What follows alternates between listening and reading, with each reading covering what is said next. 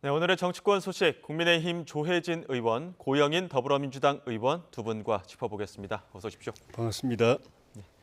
먼저 후쿠시마 오염수 그리고 경북 성주 사드 이슈 놓고 여당은 먹방, 야당은 단식 투쟁에 지금 돌입한 상황입니다.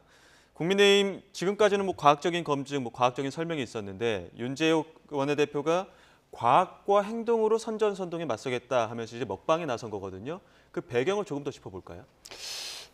우리가 이제 선진국인데 예. 또 곧 G8, G7 이렇게 들어가는 나라인데 이런 나라치고 이런 과학적인 이슈를 예. 과학적으로 접근하지 않고 이렇게 전문가가 아닌 정치권이 나서가지고 전문가들을 돌팔이라고 하고 이렇게 폄하하고 괴담 또 선동 이런 식으로 접근한 나라는 아마 없을 것 같아요. 그래서 저는 이제 장기적으로는 낙관합니다. 어차피 우리가 이제 정치권은 이래도 나머지 모든 분야에서 선진화돼 가고 있기 때문에 조만간 정치권이 이렇게 구태연한 이 퇴행적인 행태를 보이는 것도 정리가 될 거다. 이런 과학을 무시하고 전문가들 돌팔이라고 하고 또 괴담, 가짜뉴스, 또 선동으로 하는 것도 이제 더 이상 안 먹혀서 이것도 곧 종식될 날이 곧 올 거라고 보는데 하루라도 빨리 당기려면은 과학은 과학대로 이제 제시하고 그럼에도 불구하고 가짜뉴스나 괴담이나 선동 때문에 불안해하는 국민들에 대해서는 또 그 불안한 마음을 좀 해소시켜주기 위해서 불안해할 필요 없다. 먹어도 된다. 아무 이상 없다는 행동을 또 보여주는 것도 같이 집권당으로서는 같이 해드리는 게 도리다 해서 이렇게 하는 거죠. 예, 그러니까 오염수 문제 없다 해서 이제 횟집도 다니시고 예. 또 사드 유해성 없다 하시면서 이제 참외도 좀 드시고 이제 먹방 쪽으로 이렇게 한다는 이야기 나오는 거죠. 참외는 사실은 유해성보다도 원래 제가 좀 여담이지만 지난 주말에 제가 혼자서 하도 지금 말씀드린 이런 것 때문에 말이 안 된다 싶어서 나라도 광우병 때문에 미국산 소고기 먹으면은 뇌가 구멍이 뻥뻥 뚫린다고 그랬는데 그 미국산 소고기 옆에 놓고 그다음에 성주 참외 전자파 때문에 몸이 튀긴다고 그랬는데 성주 참외 갖다 놓고 그다음에 후쿠시마 수산물 수입 안 된다고 그러는데 어떻게 하여튼 국내산이든 하여튼 염려하는 수산물을 갖다 놓고 거기다가 일본에서 방류하려고 하는 그 방류 기준에 맞는 방류 기준치만큼의 방사능이 함유되어 있는 물 그 물이 있었습니까? 갖다 놓고 나라도 이거 먹어야 되는 거 아닌가 이런 생각을 할 정도였어요. 그런데 주말에 제가 지역 갔다 오는 사이에 제가 이야기도 안 했는데 우리 지도부에서 먼저 시작했네요. 그렇게 된 거군요. 야당에서 보시기에는 여당의 먹방 전략 어떻게 보십니까? 김기현 대표와 국민의힘 의원들께서 성주 참외를 먹고 부산 회를 드시고 저는 솔직히 이걸 보면서 매우 좀 유치하고 한심스럽다 이렇게 생각이 듭니다. 지금 때가 어느 때입니까? 지금 제주도의 해녀들은 평생 물길질만 하시다가 지금 시위를 하러 나서셨고 또 완도에서도 배가 한 700에서 800척 정도가 해상 시위를 했습니다. 그리고 지금 국민들을 불안해서 소금을 사재기를 하고 소금값은 오르고 있습니다.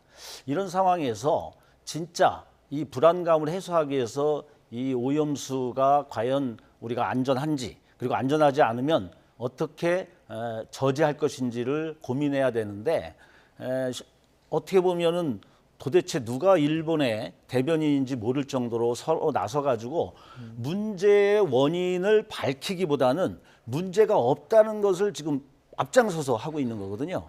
그래서 내가 오염수를 마시겠다 이런 경쟁이나 하고 지금 이게 국민들이 생각하는 불안감과 분노에 대해서 저는 완전히 찬물을 끼얹는 이제 이런 행동이라고 보고요.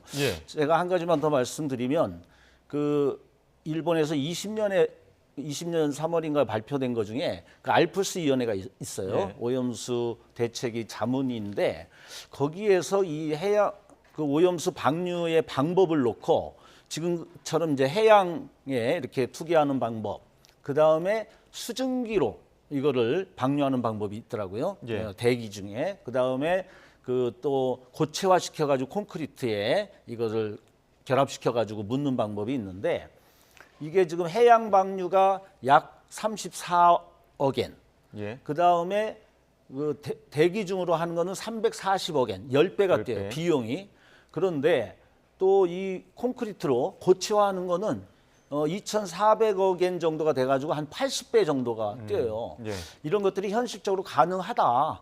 그리고 사례가 있다. 이렇게 발표를 하고 있거든요. 그래서 저는 자, 일본이 진짜 예를 들면 수증기 방류다. 이런 거는 타국에 손해를 주지 않고 자국에다가 뿌리는 거거든요. 그러니까 안전하면 그것도 할 수 있는 거고, 그런데 비용 문제를 생각해서 그런 게 아닌가 이런 생각이 들 정도로 지금 이 방법을 놓고도 다양하게 우리가 고민해 볼 수가 있거든요. 예. 이러한 진지함이 요구되는 이때 이 참외나 먹고 회 먹으면서 국민을 안심시키려고 한다? 저는 도저히 납득이 안 갑니다. 지금 야당은 그러니까 다른 방법들이 있는데 그런 방법들을 쓰지 않고 너무 그 저렴한 방법으로 가지 않느냐, 이런 목소리를 내기 위해서 그럼 단식 투쟁에 나서신 겁니까? 그렇죠. 지금의 이 심각성에 대해서 어쨌든 지금 이 지난번에 원자력 검증위원회도 갔다 오고 했는데 이런 IAEA 결과를 본다. 예. 그 다음에 발표하겠다. 그 구성이라든가 가가지고 검증 방식이라든가 이런 게 어차피 정부에서 주도하다 보니까 속 시원하게 이것을 검증을 하는 것이 아니라 관광 위주로 했다는 정도로 의심이 들 정도로 이렇게 되는 것들을 보면서 우리가 수는 우위지만 실질적으로 정부의 일방성에 대해서 저희들이 좀 경각심을 주기 위해서는 이런 단식이라고 하는 방법도 필요하다 이렇게 예. 생각합니다. 지금 뭐 이정미 정의당 대표도 일본 대사관 앞에서 단식 농성 시작했고, 또 우원식 의원 어제부터 시작했고, 윤재갑 의원 8일 정도 단식을 하고 오늘 이제 중단을 했습니다. 여당에서 보시기에 이게 야당 측의 어떤 단식 투쟁 이런 목소리에 대해서는 어떻게 듣고 계십니까? 저도 단식을 해봤지만은 단식은 그냥 하는 게 아닙니다. 목숨 걸고 하는 거고 여차하면은 죽을 수도 있다는 각오를 하고 하는 것이기 때문에 예. 그거는 정말 자기 몸을 혹사하고 학대해가면서 하는 거라서 목숨 걸고 하는 거라서 이거는 긍정적인 방향으로 생산적인 방향으로 해야 됩니다. 내가 내 몸을 혹사하고 위험에 빠뜨리고 함으로써 어떤 다른 좋은 결과가 나오도록 긍정적인 것으로 해야 되는데 지금은 괴담 퍼뜨리고 가짜뉴스 퍼뜨리고 선동하는 것도 모자라 가지고 불안을 조성하는 것도 모자라 가지고 단식까지 하면서 더 불안하게 만들고 더 선동하고 더 괴담 퍼뜨리는데 이 단식이라는 걸 이용하니까 몸 버려가면서 몸 상해가면서 저렇게까지 해야 되나 하는 그런 생각도 들고 지금 보니까 또 이분이 한다고 그러니까 또 저분도 한다고 그러고 뭐 여기저기서 그 누나 없이 이렇게 단식을 하니까 이게 무슨 뭐 진짜 목숨 걸고 하는 건지 무슨 이벤트성으로 하는 건지 그 어느 언론에 보니까 총선 앞두고 이게 무슨 그 당 지도부 공천 의식해서 그 저기 선명성 경쟁하는 거냐 또 뭐 지역구 주민들한테 이거 표 얻으려고 하는 거냐 하는 그런 이야기도 나오니까 그런 만약 계산까지 있다고 한다면은 정말 국민들이 불안하지 않게 해야 되는 것인데 또 국익이 달린 문제인데 어떻게 보면은 이걸 자기 개인의 정치적인 그 이해관계까지 결부시켜 가지고 그걸 이용한다는 그런 분석이니까 그런 거라면 이건 더 정말 실망스럽다고 생각이 듭니다. 지금 후쿠시마 오염수 관련해서는 국민의힘이 민주당에게 불안감을 가중시키고 있다, 혼란만 가중시키고 있다 이렇게 좀 주장을 하고 있고, 이 부분죠. 이제 사교육 경감 대책과 관련해서는 또 반대로 민주당이 국민의힘 또 정부 여당에게 지금 수험생과 학부모의 불안감을 가중시키고 있다, 혼란을 가중시키고 있다 이렇게 주장하고 있거든요. 그 주장의 배경도 좀 설명을 해주시죠. 네. 일단 뭐 지금 뭐 단식하는 거에 대해서 여러 가지 다른 의도도 얘기하셨는데 예. 단식이라고 하는 것은 굉장히 심각한 상황에서 우리가 기존의 합법적인 것만 가지고 하긴 어려울 때 하는 수단으로서 하는 거고 지금 그만큼 위중하다 이런 상태에서 하고 있다는 걸 다시 한번 말씀드리고요. 예. 지금 이제 사교육과 관련해서는 지금 지금 이 문제 자체가 킬러 문항 배제라든가 사교육 경감 이거는 이번에 윤석열 대통령이 발언한 그 킬러 문항 배제 공교육 위주로 하겠다라고 하는 이 사건의 본질을 흐리고 프레임을 지금 사교육 방지 쪽으로 몰기 위해서 가는 그런 식이 좀 되고 있거든요. 자, 이번 사건의 본질은 분명합니다. 두 가지예요. 자, 그 우리가 교육 대책이라고 하는 것은 최소한 우리가 4년 전에는 마련하는 게 기본 원칙입니다. 예. 왜냐하면 고등학교도 고등학교 진로를 진입하기 선택해야 전에 되고 또 입시를 해야 되고 준비를 해야 그러니까 되니까. 예. 원래는 100년지 대계죠. 예. 그런 것인데 지금 5개월을 앞두고 있거든요. 그러면 5개월이라는 것은 뭡니까? 그동안 공부한 것을 마무리하고 정리하는 이 시점에 왜 이런 근본적인 변화들을 주느냐. 그래서 당혹스럽게 하고 혼란스럽게 하느냐 이런 때의 문제가 있고요. 예. 그다음에 대통령의 발언이라고 하는 건 얼마나 영향력이 있습니까? 장관들이 그때그때 대통령의 입과 이 코드를 맞추기 위해서 쳐다보면서 맞추는 그런 모습들을 보이고 있는데 영향력이 큰 분인데 실제 전문성은 없단 말이죠. 이게 이제 최악의 사태를 빚는 거죠. 예. 영향력이 큰데 전문성이 없이 아마추어적인 발언들을 해버리니까 거기다가 옆에서 박대철 정책위장은 그 교육계의 검찰 수사를 오랫동안 해서 전문가라고 하는 이런 말도 안 되는 이런 걸로 추임새를 옆에서 넣고 그래서 이러한 시점과 그 다음에 이것을 발언하는 그 대통령의 아마추어적 가벼움 이것이 지금 대형 사고를 내고 있는 거고요. 그래서 지금 이 여러 가지 뭐 댓글이라든가 이런 거 보면 수험생이나 부모들의 불안감이 장난이 아닙니다. 예. 이 시점에서 이 모든 것에 왜 판을 뒤집어 가지고 우리를 이렇게 고통스럽게 하느냐, 지금 우리 국민들을 우습게 하느냐, 진짜 예측 불허다 이러한 것들의 아우성을 내놓고 있습니다. 그래서 지금도 엉뚱하게 뭐 사교육 경감이다 무슨 또 민주당과 그 학원계를 연결시켜 가지고 좌파가 장하겠다 이런 본질을 흐리는 얘기를 하지 마시고 예. 항상 이러한 어떤 카르텔 같은 걸 얘기할 때 보면요 남 탓을 하면서 뭐 노조라든가 시민사회단체, 뭐 야당, 뭐 전 정부 뭐 이런 부분들을 좀 비판하고 궁지를 몰기 위해서 단골로 쓰는 수법 중에 하나였거든요. 그래서 좀 본질을 더 정확하게 보자 이런 말씀을 드리고 싶습니다. 대형 사고라는 표현까지 쓰셨는데 정부 여당 입장에서는 어떻습니까? 우리 윤석열 정부가 집권하고부터는 민주당에서 나오는 이야기 들어보면은 매일 대한민국은 망하는 나라입니다. 대통령께서 한마디만 하면 참사예요. 외교 참사, 국방 참사, 교육 참사, 이게 아래 단계도 없어요. 일을 하다 보면은 잘한 일도 있지만 못한 일도 있잖아요. 근데 못한 예. 일 가운데는 조금 실수가 있을 수도 있고 또는 시행착오가 있을 수도 있고 조금 더 좀 위중한 잘못이 있을 수도 있는데 그때마다 단계가 다 다른데 민주당이 우리 정부를 비판하는 데는 그런 단계가 없어요. 딱 단어 하나밖에 없습니다. 무조건 참사예요.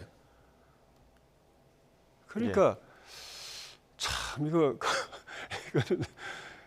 이번에 이 교육 문제 같은 경우에도 사실은 이 킬러 문항이라는 거는 저는 딸만 셋을 그 입시를 거의 9년, 10년 가까이를 시켜본 입장에서 그때 우리 딸내미들이 가져오는 문제 보고 도저히 안 풀려서 아빠는 또 공부 좀 잘했다 그러니까 예. 이거 좀 어떻게 좀 도와달라고 가져오는데 보니까 속에서 이게 막 올라오더라고요. 저도 당연히 못 풀죠. 어려워서. 못 풀죠. 말도 안 되는 거를 이거를 우리 딸내미들을 여기에 그 불가능한 거. 그러니까 어려운 문제가 아니라 풀지 못할 문제. 떨어뜨리기 위한 문제. 그런데 또 보니까 98%는 못 맞춰도 2%또 맞추는 애들이 있더라고요. 그것 때문에 이 문제가 계속 남아 있는 건데 예. 그게 이제 그 엄마 아빠가 초부자라 가지고 한 달에 뭐 몇백만 원씩 1년에 몇천만 원씩 때려 부으면은 그걸 풀게 만들어주는 학원이 있어 가지고 예. 그것 때문에 그 문제가 계속 살아 있더라고요. 살아 있는 이유가 학원 사교육 시장하고 예. 또 그 문제를 그 만드는 그 평가원하고 예. 또 그 위에 있는 교육부하고 또 더 나아가면 또 그 수시 같은 경우에는 또 대학들 또는 더 나아가서 내신 학교에서 고등학교 선생님들이 내는 내신 중에도 그런 게 또 툭툭 나와요. 예. 이게 학부모 애들은 좌절하고 절망하고 학부모는 거기다가 또 뱁새가 황치 따라간다고 대치동 강남에서 수백만 원씩 한 달에 때려 부으니까 그것도 따라간다고 등골 빼면서 학부모들이 저 사교육 시켜야 되고 그게 그 누구 때문에 이게 존재하는 가 그때부터 저는 이건 도저히 있을 수 없는 일이다라고 생각했는데 대통령도 똑같은 생각을 가지신 것 같아요. 그래서 작년에 벌써 이거는 그 개혁해야 된다고 이야기했는데 교육부가 안 움직인 거 아닙니까? 평가원도 안 움직인 거고. 그러니까 이제라도 이 상태에서 입시까지 가면 윤석열 정부가 1년 동안 뭐 했나는 이야기 또 나올 거예요. 입시 지옥 그대로 방치했다는 이야기 또 나올 거예요. 그러니까 6월이지만 대통령께서 한 말씀 하셨는데 그렇다고 해서 대통령께서 뭐 불수능 내라, 물수능 내라 이렇게 말씀하신 것도 아니에요. 예.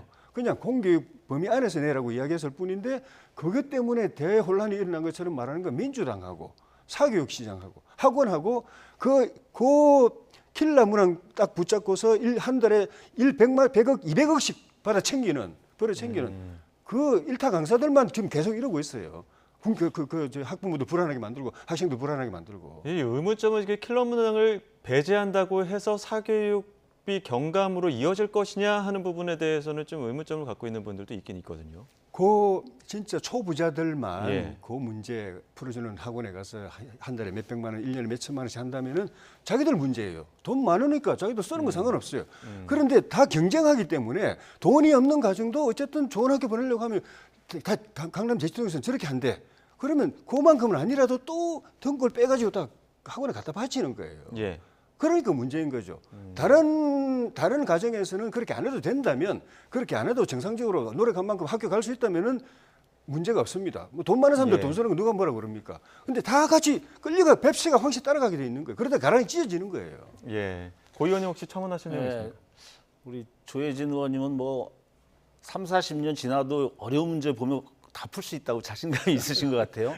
저는 상당 문제를 봐도 모르겠는데 본인이 모르니까 이거는 말도 안 되는 문제다 이렇게 얘기하시는데 지금 이 많은 수험생들과 부모들이 얘기하고 있는 거는 이 사교육을 양산하는 거는 예. 수능의 문제보다도 수시를 더 얘기하고 있습니다.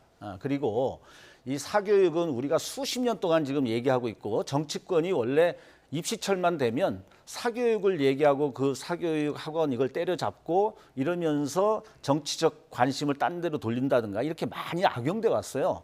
사교육의 근본적인 해결책은 우리가 대학을 서열화하고 그 서열화된 대학이 사회에 나와가지고 임금 격차가 크고 이름으로 인해서 다른 나라보다도 우리는 격렬적으로 이 경쟁을 하는 이런 사회 전반적인 문화와 연관돼 있는 겁니다. 그래서 우리가 선진 유럽 국가라든가 이런 데를 보면은 그 경쟁 자체가 다르고 자기 자신과의 싸움 그리고 나와서도 그 자기 모든 직능에 대한 나름대로의 존중 그리고 그 격차를 줄임으로 인해서 이런 대학 경쟁을 해소하고 있거든요. 근데 이것을 단순히 문제 하나를 뭐 없앤다.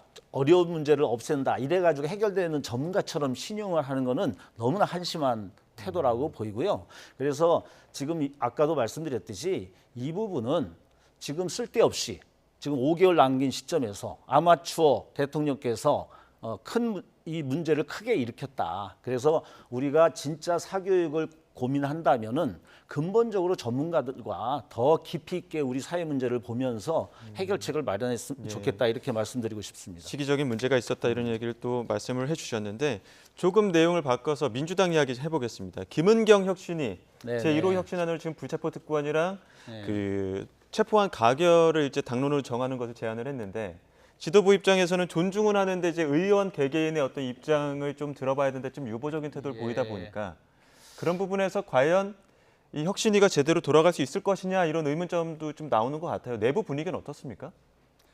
네, 일단은 뭐 지금 그 그러니까 체포동의안에 대해서 이제 불체포 특권을 포기 포기하자. 각서를 써라. 예. 이제 이 부분에 대해서 의원총회에 물어보겠다라든가 또는 이제 그 뭡니까 가결을 당론으로 이렇게 했을 때 부결을 당론으로 하지는 않겠다. 이제 이런 표현들이 좀 소극적으로 비춰지는 부분은 있긴 있는 것 같습니다. 그러니까 회기 중에 당론으로 체포동의안 부결하지 않겠다. 뭐 이렇게 또 그렇게 입장을 비춰질 수 있는 밝히시더라고요. 측면이 있는데 저도 그렇고 다수의 의원들은 지금 이 혁신위의 제안을 적극적으로 수용해야 된다 이렇게 좀 생각을 하고 있습니다. 내부적으로는 다 같은 입장이십니까? 다라고 할 수는 없지만 전반적으로. 전반적으로 그 이유는 예. 우리가 어쨌든 이것이 갖고 있는 속성이 지금 국민들이 어떻게 인식하느냐가 가장 중요한 건데 예. 우리가 이 불체포 특권을 가지고 있는 거는 기득권이다 이렇게 보고 계시거든요. 그러니까 입법권의 행정권에 대한 견제다 이런 측면보다는 그렇게 보고 있는 것이고 또 지금 어떻게 보면 이제 검찰 정권이라 할 수 있는 데서 굉장히 이 체포동의안을 남발하고 있는데 예. 그런 남발하고 있는 상황에서 어쩔 수 없이 저희들은 그걸 계속 그거의 부당함도 생각하면서 이제 부결을 자꾸 연이어서 하다 보니까 또 국민들이 볼 때는 이게 불신을 야기시키는 거죠. 자신들의 기득권을 강화하기 위해서 예. 한다. 그래서 이런 측면들을 봤을 때 계속 이게 되풀이 되는 것은 저희들에게도 결코 신뢰를 회복하는 데 좋지 않다. 그리고 뭐 우리 또 국민의힘 의원들께서 그 각서를 쓰셨고 예. 보니까 두 분을 제외하고 쓰셨던데 이런 것들이 현실화된 상태에서 저희들도 좀 적극적으로 나가야 된다. 이런 생각을 좀 하고 있고요. 예. 이제 그러한 어떤 당론으로 이거를 좀 가는 부분과 달리 이제 내면에 몇 가지 생각들이 이제 이게 좀 헌법 사항이고 예. 또 이것이 개인의 어떤 자신을 방어하려고 하는 그런 측면만이 아니라 국회의 권능을 좀 유지하고 이제 이러한 것들을 위해서 필요했던 측면들이 있다라는 이제 소신에 따른 약간의 생각이 다른 의원들이 좀 있을 수는 있습니다. 그렇지만 결론적으로는 전반적인 상황이 국민들에게 우리가 이런 모습을 보이는 것이 보다 더 우리 스스로를 혁신하는 것으로 비춰질 수 있다. 이런 측면에서 동의를 할 것으로 보고 있습니다. 국민의힘은 조금 더 적극적으로 나섰으면 하는 그런 입장이시지 않습니까? 그럴 수도 있지만 한마디로 하면 혹시나 했더니 역시나다. 예. 이재명 대표께서 대통령 후보 때 체포동의안 특권, 불체포 특권 내려놓겠다고 이야기해놓고 정작 본인을 향해서 체포동의안 왔을 때 그걸 말 뒤집고 그냥 다 기각시켜 버렸잖아요. 예. 그래놓고는 또 혁신위 출범 전후해서는 또 다시 한번 또 당대표 연설하면서 또 내려놓겠다 또 이야기하세요. 요 직전에 자기가 행동으로 뒤집은 걸 또 다시 말로서 또 다시 뒤집어요. 예. 그래서 이번에는 하겠지 하고 예. 우리가 서명하자고 그랬더니 서명 안 하고 계시잖아요. 서명 자체가 목적이 아닙니다.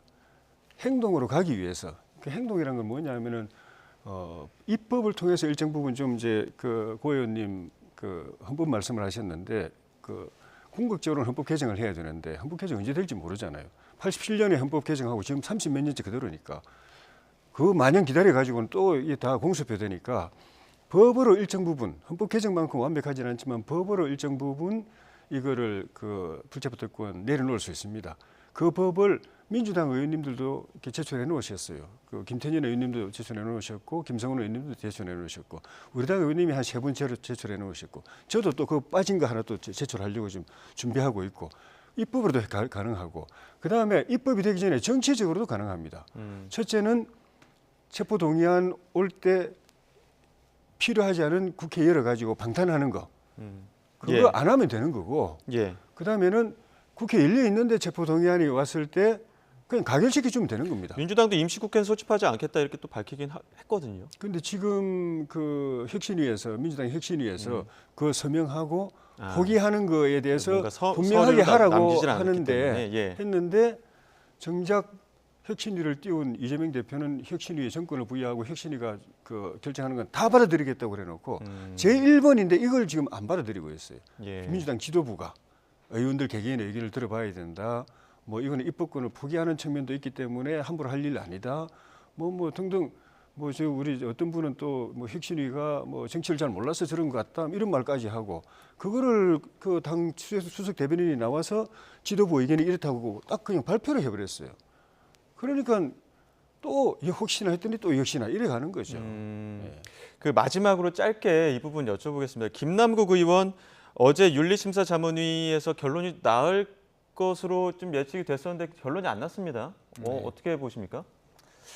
네, 일단은 외형상으로 예. 표현된 것은 그 자료 제출이 예. 좀 제대로 되지 않았다. 이제 이런 게 있는데 예. 이번 저희들이 지금 그 이해충돌 방지법에 의해서 30일까지 자료 제출을 좀 하게 돼 있어요. 모든 의원들이. 예. 그래서 김남국 의원도 그 절차에 의해서는 낼 것 같습니다. 이제 오늘 내겠다고 기존- 입장을 냈더라고요. 그래서 이제 그런 부분이 있고 그래서 그런 결과들도 좀 보면서 며칠 더 늦춰가지고 결론을 내겠다 이런 측면이 있는데 어쨌든 우리가 이 문제를 바라보는 데 있어서는 지금 이게 좀 소극적으로 비춰지는 거는 제 생각에는 좀 이런 면도 있어요. 지금 그 징계가 이게 4가지로 돼 있거든요. 제명, 그다음에 네. 30일 출결 정지, 그 사과, 그다음에 경고 이렇게 돼 있는데 예. 이게 제명과 정지 사이에 너무 간극이 커요. 그러니까 이 윤리위원들이 이것을 결정해 나가는 과정에서 좀 그런 부분도 좀 있는 것 같고 좀 더 그둘 중에 나올 수도 있다 이렇게 보시는 겁니다. 아니, 그러니까 그런 부분에서 좀 예. 세분화되는 뭐 이런 것들도 좀 하나 필요하다 이런 생각이 들고요. 예. 그리고 좀 더 본질적인 거는 이 문제가 뭐 범법성, 그러니까 뭐 이해충돌 정보를 이용해서 했느냐, 또는 뭐 자금 출처가 잘못된 것으로 인해서 뭐 그 자금 좀 더 그것에 의해서 문제가 되느냐 이제 근거를 이런 들여다봐야 범법성의 된다. 문제보다도 의원의 어떤 자질 문제라든지 또 그런 것들 속에서 어떤 것이 더 징계의 요인이 되느냐 이제 이런 거에 따라서도 좀 달라질 수 있는 소지는 있는 것 같습니다. 조 의원님 보시기에는 징계 수위 어떻게 보십니까? 뭐 잘 모르겠어요. 근데 이제 저 진술은 이미 다 들었고, 예. 근데 결정적인 증거 자료가 코인 거래 내역인데 그거를 꼭 봐야 되겠다고 이야기하는 거 보니까 중징계를 하려고 중징계를 하는데 그런 핵심 증거 없이 진술만 가지고 중징계 하는 건 조금 부담이 될 테니까 자문의 입장에서도 중징계하기 위해서 핵심 증거를 꼭 확실히 확인하려고 하는 건가 하는 생각도 한편은 들고. 또 한편으로는 지금 자문위 심사 기간이 한 달을 줬는데 한 달 거의 다 찼어요. 29일이 왜 이렇게 늦냐 끝납니다. 이런 얘기가 나오더라고요. 그러니까 이게 김남국 의원이야 뭐 이거 유야무야 해가지고 뭐 여론에서 다 잊혀지기를 기다리고 시간 끌기를 할 수 있지만은 그렇다고 이 자문위가 그 끌려가면은 그것도 문제인 것 같은데. 그래서 뭐 30일 날 낸다고 그러는데 30일 날 낼 거 며칠 전에 29일 그 활동 시간 끝나기 전에 뭐 어제나 26일이나 뭐 오늘 27일이나 이때도 낼 수 있는데 안 내는 거는 정말 이거는 법원에서 만약 재판을 받는다면 이거는 증거인멸 우려가 있어 구속영장이 발부될 수 있는 사안인 거죠. 그래서 그러니까 이제 자문위도 계속 자문위가 끌려간다는 말 듣기 싫어서 그런지 뭐 한 달 더 연장할 수도 있다고 이야기를 해요. 7월 3일에 제일 논의한다고 또 나오더라고요. 그러니까 한 달 더 연장하겠다는 이야기인데 그럼 결과적으로는 그때까지 뭐 이렇게 안 낸다면은 김남국 의원이 그 결정적인 자료를 계속 감추고 안 낸다면은 그 징계도 못하는 상황이 될 수도 있어서 이거는 자문위가 뭔가 안 내면 내는 대로 그 증거 자료를 가지고 확실한 징계를 하고 문제가 있을 때 안 내면 안 내는 대로 이건 증거 인멸이거든요. 그에 대해서는 또 중징계가 있어야 됩니다. 예. 어찌됐든 30일까지 관련 자료는 또 내야 되는 상황이 있고 7월 3일에 자문위는 또 다시 한번 재논의를 한다고 했기 때문에 그 이후에 또 어떤 수위로 또 징계가 나올지도 지켜봐야 될 것 같습니다. 지금까지 국민의힘 조혜진 의원 그리고 고영인 더불어민주당 의원 두 분과 함께했습니다. 오늘 말씀 고맙습니다. 예, 고맙습니다.